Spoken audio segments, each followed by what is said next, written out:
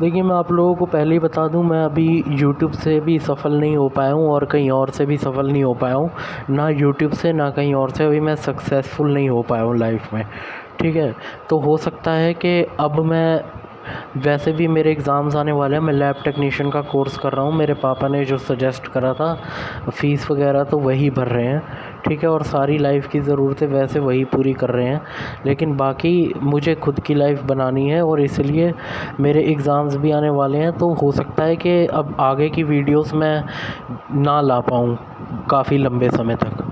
ठीक है, क्योंकि मेरे पापा ने भी ये कहा मुझसे कि बेटा पहले तुम काबिल हो जाओ, उसके बाद तुम अच्छे से दिखा पाओगे यूट्यूब पर जो भी तुम्हें दिखाना है, वरना यूट्यूब पर नहीं सफलता हासिल कर पाओगे।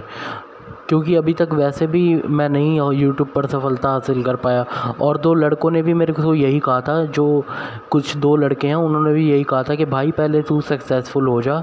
ठीक है, अब तब जब तू ठीक से दिखा पाएगा तब दिखाइयो। तो फ़िलहाल ये एक सीन मैंने जो ओरिजिनल सीरीज़ में नहीं दिखाया गया था, पिछली फ्लैशबैक लास्ट सीन में भी मैंने कुछ ऐसे सीन्स दिखाए थे जो ओरिजिनल सीरीज़ में नहीं थे। इस सीन में दिखाया गया है कि फ्लैशबैक स्टोरी का कुछ डिस्कशन हो रहा है बाबा और भोपा के, और भोपा की भी सिर्फ आवाज़ सुनाई गई है और डायलॉग्स में कोई गलती होगी तो माफ़ करना।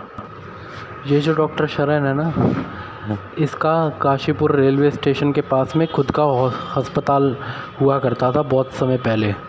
वहाँ पे ऑपरेशन के दौरान इसके हाथों एक पेशेंट मरीज़ की मृत्यु हो गई।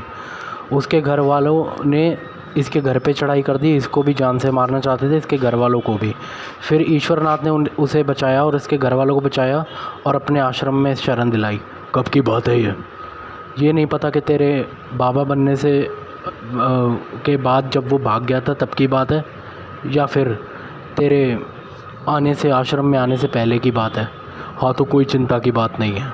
वैसे भी ईश्वरनाथ यहाँ से भागने के कुछ महीने बाद तो मर ही गया था, और डॉक्टर शरण को भी तभी ये बात पता चली।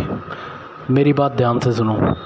ये जो हमारे प्रमुख सेवादार हैं, मतलब कुछ हमारे मेन सेवादार हैं ना, जो मतलब सेवादार जो कमांडर बनेंगे हमारे आश्रम के, उनका शुद्धिकरण कराओ डॉक्टर शरण से कहकर। डॉक्टर शरण, तुम सुन रहे हो ना?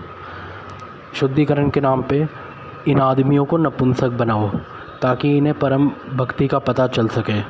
ठीक है, ताकि इनके मन में, दिल में गंदे विचार ना आए।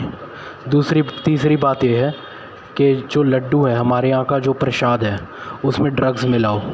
ठीक है, ताकि जितने भी हमारे भक्त हैं वो देश के कोने से, चाहे पूरी दुनिया से कहीं से भी हमारे जितने भी भक्त आते हैं, वो ड्रग्स खा के जैसा हम कहें वैसा करें। इसलिए लड्डुओं में, प्रसाद में ड्रग्स मिलाओ।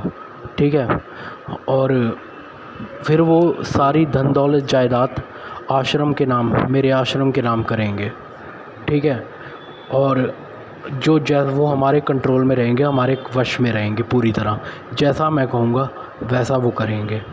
ठीक है, और बाकी तो मैं बोलता तो वैसे भी बहुत अच्छा हूँ। तो ये सारी बातें मानो और ड्रग्स मिलाओ प्रसाद में। जो लड्डू है ना, उनमें ड्रग्स मिलाओ, बनाते वक्त उनमें ड्रग्स डाल दो, जप नाम।